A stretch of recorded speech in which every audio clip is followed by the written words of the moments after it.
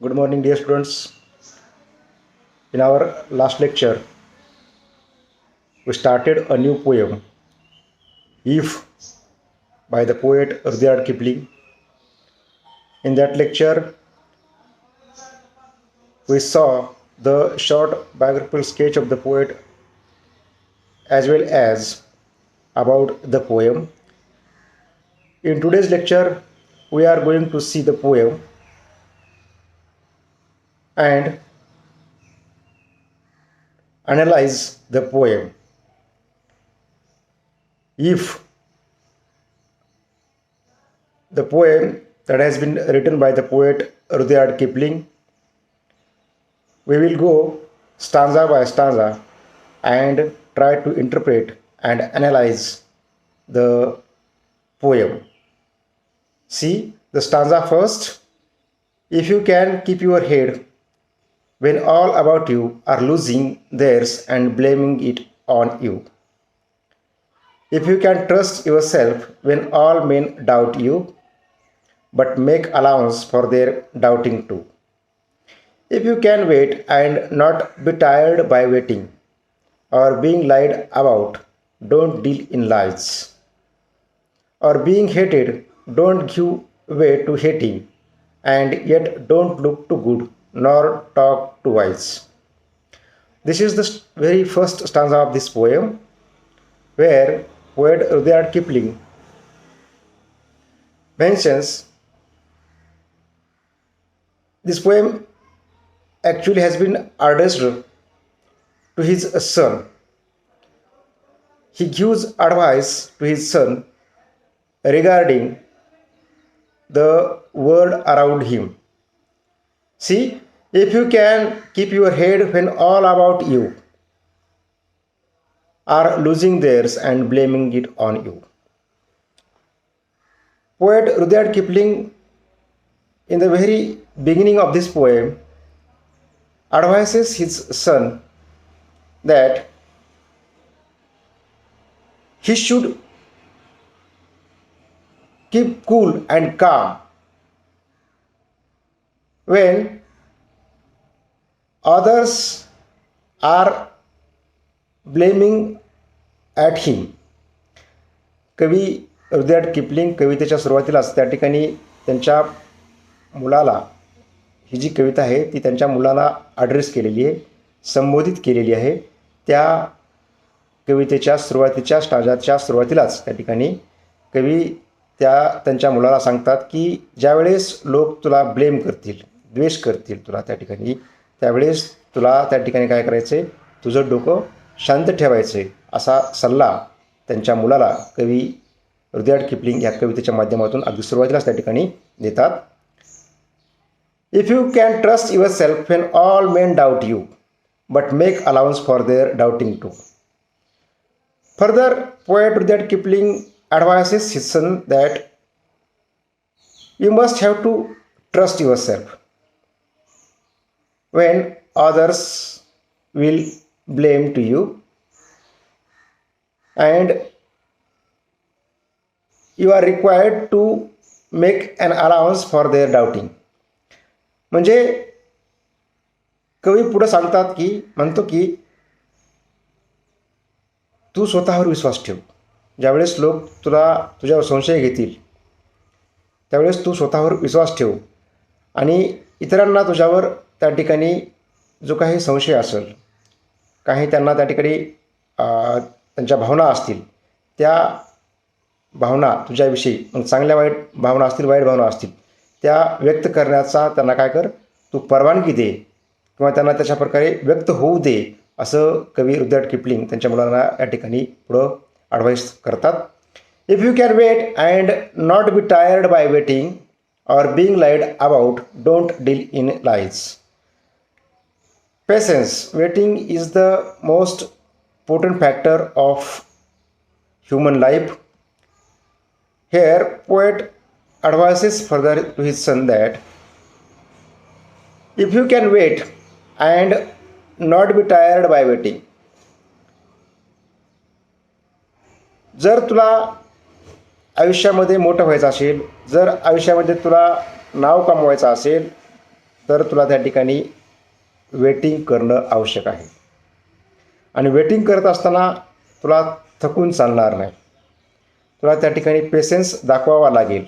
आणि लोक तुझ्याविषयी काही अफवा पसरवतील, तुझ्याविषयी त्या ठिकाणी चुकीच्या पद्धतीनं बोलतील, लबाड बोलतील, तर तुला त्या ठिकाणी अशा गोष्टीमध्ये विश्वास ठेवता येणार नाही. तुला या गोष्टी करता येणार नाहीत, असं कवी पुढे त्या ठिकाणी सांगतोय. Or being hated, don't give way to hating, and don't look too good nor talk too wise.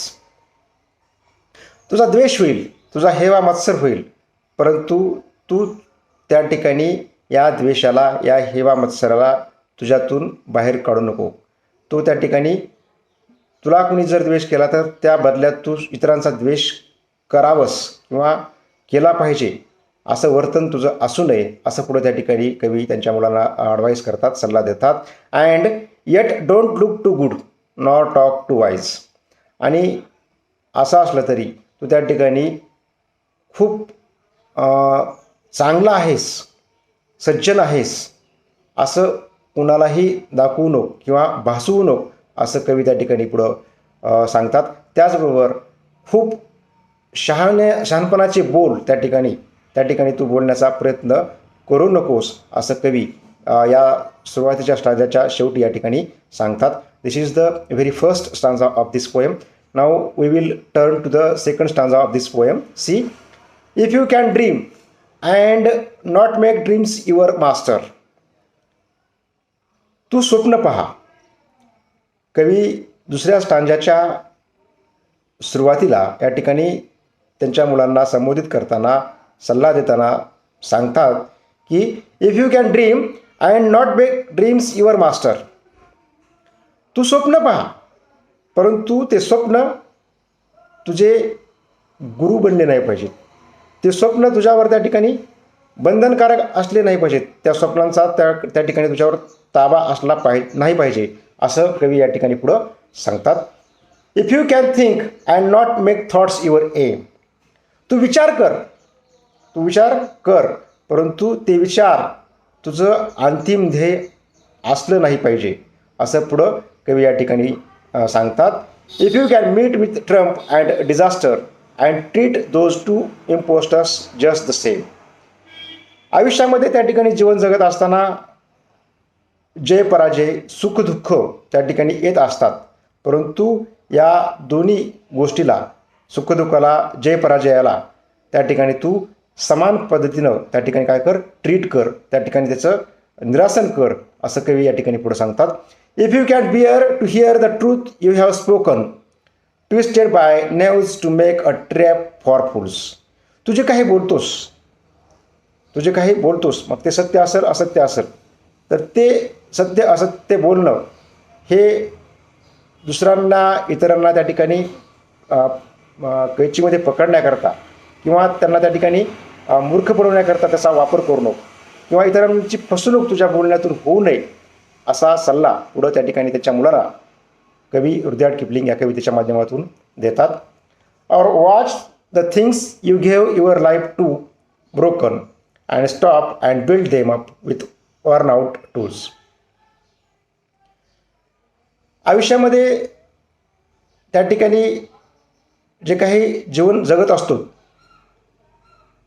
ते जीवन जगत असताना आयुष्यामध्ये पडझड होते, सुखदुःख येतात, आणि ते सुखदुःखामधून कसं सावरावं, आयुष्यामधल्या गोष्टी आपण सुखदुःखातून सावरण्याकरता जे काही टूल्स आहेत, जे निरुपयोगी टूल्स आहेत, किंवा कालबाह्य झालेले जे काही साधनं आहेत, त्या साधनांच्या माध्यमातून परत उभारी घेण्याकरता त्या गोष्टीचा वापर तू त्या ठिकाणी कर, असा सल्ला शेवटी रुdyard किपलिंग या सेकंड स्टांजाच्या शेवटी त्यांच्या मुलांना सांगतात.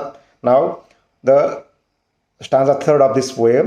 If you can make one heap of all your winnings and risk it on one turn off pitch and toss. In the third stanza of the poem, poet Rudyard Kipling says that if you can make one heap of all your winnings and risk it on one turn of pitch and loss, तू तुझ्या आयुष्यामध्ये जे काही तू कमवलेलं आहेस, जी तू काही मिळकत आहे, जी काही कमाई आहे, ती त्याचा तू एक काय कर, ढीग कर. तू त्याची काय कर, राशी तयार कर.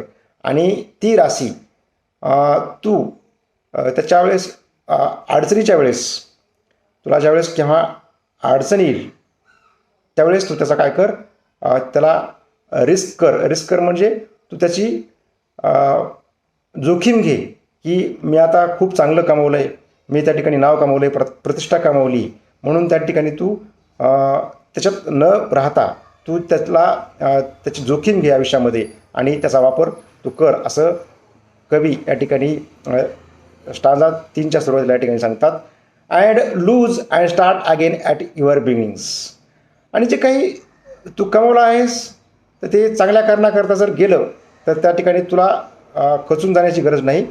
तर त्या ठिकाणी नव्याने त्या ठिकाणी तुला पुन्हा त्या ठिकाणी सुरुवात करायची आहे. And never breathe a word about your loss. आणि कुणापाशीही आयुष्यामध्ये मी खूप चांगला होतो, मी खूप त्या ठिकाणी नाव प्रतिष्ठा कमवली होती, याचा एक शब्दचा उच्चारसुद्धा तू इतरांपाशी करू नको, असा कवी रुडयार्ड किपलिंग त्यांच्या मुलाला या ठिकाणी सांगतात. If you can force your heart and nerve and sinew to serve your turn long after they are gone. तू तुझं हृदय, तुझं नर्व याचा पुरेपूर वापर कर. कशाकरता? त्या ज्या गोष्टी तुला आयुष्यामध्ये कमवायच्या आहेत. काय, तुझं हृदय चांगलं असलं पाहिजे, तुझी रूह चांगली असली पाहिजे, आणि तुझं जे काही पेशन्स आहे तुझ्यामधला तो त्या ठिकाणी तुझ्यामध्ये असला पाहिजे, ज्याचा वापर तुला त्या ठिकाणी चांगल्या कारणाकरता करता आला पाहिजे, असं कवी रुडयार्ड किपलिंग त्याच्या मुलांना ॲडवाईस करताना या ठिकाणी सांगतात. And so hold on when there is nothing in you except the will which says to them hold on. शेवटी या कवितेच्या स्टांजा 3च्या शेवटी कवी त्यांच्या मुलांना ॲडवाईस करताना, सल्ला देताना सांगतात की and so hold on where there is nothing in you. ज्यावेळेस तुला असं वाटेल आयुष्याच्या कुठल्याही टप्प्यावर की आता तू सर्व काही गमावलेलं आहेस, त्यावेळेस तुझ्यामध्ये इच्छाशक्ती जी आहे ती इच्छाशक्ती खूप दांडगी असली पाहिजे. त्यावेळेस तू स्वतःला असं विचारलं पाहिजेस, स्वतःला असं सांगितलं पाहिजेस की होल्ड ऑन. होल्ड ऑन म्हणजे आणखीन आयुष्यामध्ये खूप असं काही बाकी आहे, शिल्लक आहे, असं तू स्वतःला सांगितलं पाहिजेस, असं कवी त्या ठिकाणी सांगतोय. If you can, in the last stanza of this poem, poet says, if you can talk with crowds and keep your virtue. ज्यावेळेस तू जगामध्ये गर्दीमध्ये लोकांसोबत बोलत असशील त्यावेळेस तू तुझा सद्गुण त्या ठिकाणी जपून ठेवणं गरजेचं आहे. आपण इतरांशी बोलत असताना, इतरांशी संवाद करत असताना लोकांशी, त्यावेळेस आपल्यातला सद्गुण, आपले बोल हे चांगले असले पाहिजेत, असा सल्ला या ठिकाणी या कवितेच्या शेवटच्या स्टांजाच्या सुरुवातीला कवी त्यांच्या मुलांना उद्देशून सांगतात. Or walk with kings nor lose the common touch. तू राजासोबत चालत असशील, मोठ्या माणसासोबत चालत असशील, तू चाल, तू त्यांच्यासोबत राहा, त्या ठिकाणी त्यांच्यासोबत तुझं चालणं बोलणं राहू दे मोठ्या लोकांशी. काय, त्याचप्रमाणे तू त्या ठिकाणी जे काही सामान्य माणसं आहेत, सामान्य लोक आहेत, त्यांच्याशी जी काही तुझी नाळ जोडलेली, जे तुला बंध जोडलेले आहेत, ती त्या ठिकाणी सोडू नको, असं त्या ठिकाणी कवी रुडयार्ड किपलिंग त्यांच्या मुलांना या ठिकाणी सांगतात. If neither foes nor living friends can hurt you. तुझे शत्रू असतील किंवा तुझ्यावर जीवापाड प्रेम करणारे तुझे मित्र असतील, तुला त्या ठिकाणी इजा करू शकणार नाहीत, तुला हर्ट करू शकणार नाहीत. If all men count with you but none too much. तुला सर्वजण त्या ठिकाणी सारखेच असले पाहिजेत. त्या ठिकाणी कुणी मोठा आहे, कुणी छोटा आहे, कुणी श्रीमंत आहे, कुणी गरीब आहे, हा भेदभाव तू आयुष्यामध्ये करू नकोस, असा सल्ला या ठिकाणी कवी रुडयार्ड किपलिंग त्यांच्या मुलांना देतात. If you can fill the unforgiving minute with 60 second worth of distance run.